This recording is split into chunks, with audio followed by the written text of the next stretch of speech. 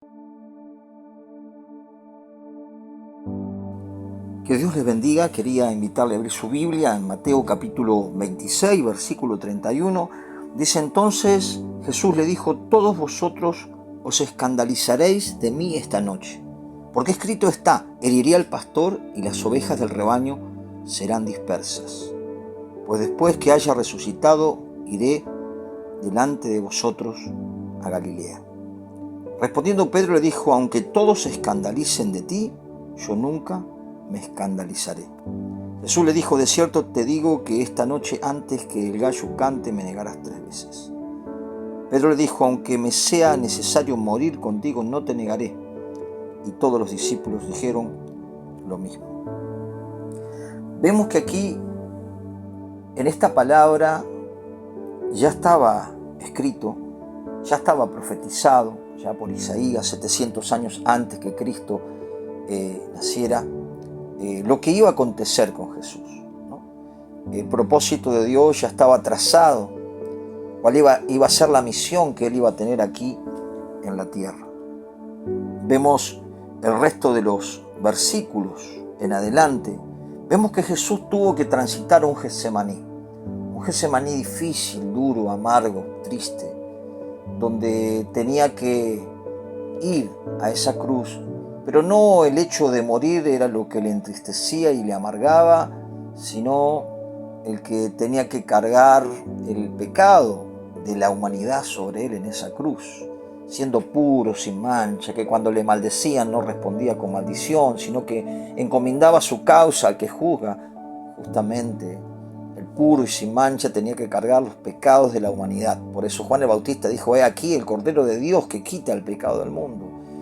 Tenía que sufrir el abandono del Padre en ese momento, ¿no? Pero creo que esto nos enseña algo, que todos vamos a transitar en algún momento un Getsemaní.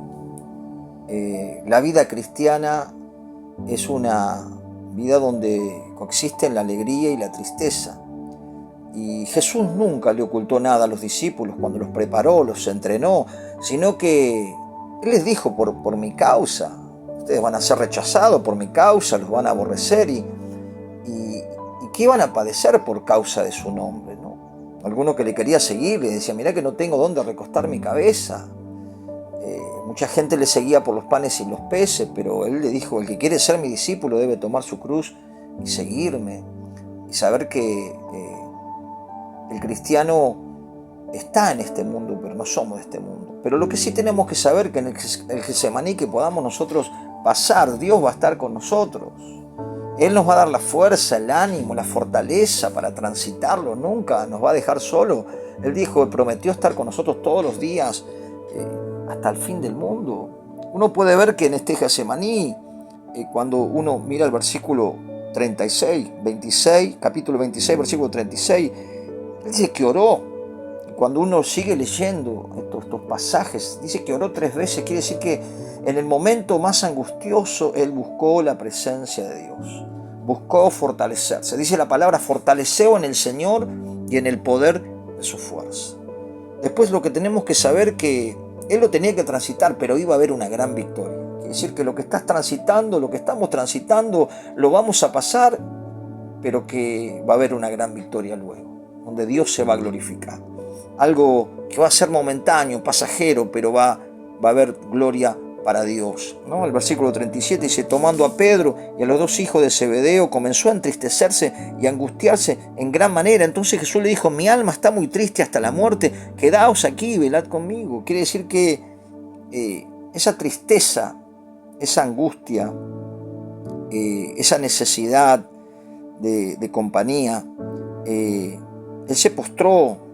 Él le dijo: Señor, si yo lo puedo evitar esto, si lo podés evitar, pero si no, que sea lo que tú quieras, ¿no? Él tenía muy claro la soberanía del Padre, ¿no? Tenemos que saber que hay cosas que nos van a acontecer que son designios de Dios, son cosas que Dios ya estableció, son cosas que Dios ya designó. ¿Y quién podrá decirle a Dios: estás equivocado? Debemos comprender que la soberanía de Dios debe ser comprendida por un cristiano, ¿no? Y saber que lo que pasamos va a ser pasajero y que luego va a haber una gran victoria, ¿no? Como decía el apóstol, esta leve tribulación momentánea va a traer un mayor peso de gloria, ¿no? Y saber que el Señor está con nosotros, ¿no? Saber que necesitamos orar, velar, para que no entremos en tentación, para que no nos debilitemos en la prueba, para que no seamos seducidos por el enemigo para desconfiar de Dios o para que tengamos otros pensamientos contrarios a la fe. Tenemos que tener fe y sabemos que en la oración nos exponemos a la presencia de Dios, como cuando nos exponemos al sol nos quemamos y cuando nos exponemos al agua nos mojamos. Así cuando nos exponemos a la presencia de Dios y pasamos tiempo con Él, somos fortalecidos, somos levantados y podemos decir, pasa de mí esta copa, pero que no se haga mi voluntad, que si no se haga la tuya, Señor, que se haga la tuya, ¿no? Y saber que Jesús sufrió la traición, ¿no? Cuando uno mira los versículos 47 y 48, sufrió la soledad en el versículo 56, pero lo que debemos saber que a los que aman a Dios todas las cosas nos ayudan para bien.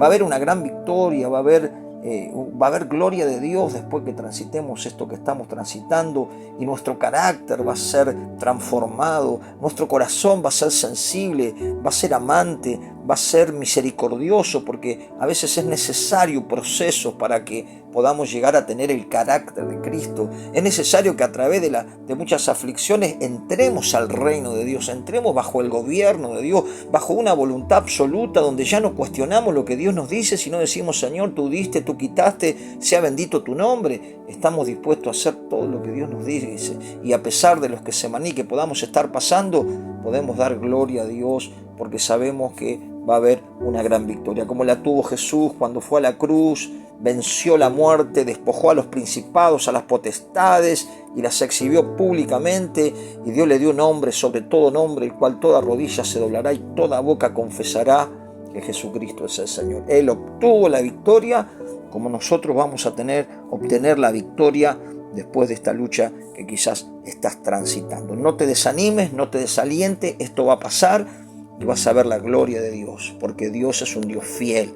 Dios a través de su Espíritu Santo está con nosotros, nos acompaña, nos alienta, nos enseña y nos da fuerza para continuar. Por eso, aferrate del Señor fuertemente, porque Él no te abandona, Él no te deja solo en el momento de la prueba, sino que el Señor fortaleció a Jesús en ese momento de amargura, de tristeza, donde buscó el apoyo de oración, donde los discípulos se durmieron. Él le dijo, pero ni una hora pudieron estar velando, pero ahí Dios estuvo. Quizás los humanos no están, o un humano no puede estar en todo lugar, pero Dios nos lleva a que dependamos de Él, a que confiemos en Él, a que sepamos que Él nunca nos va a abandonar.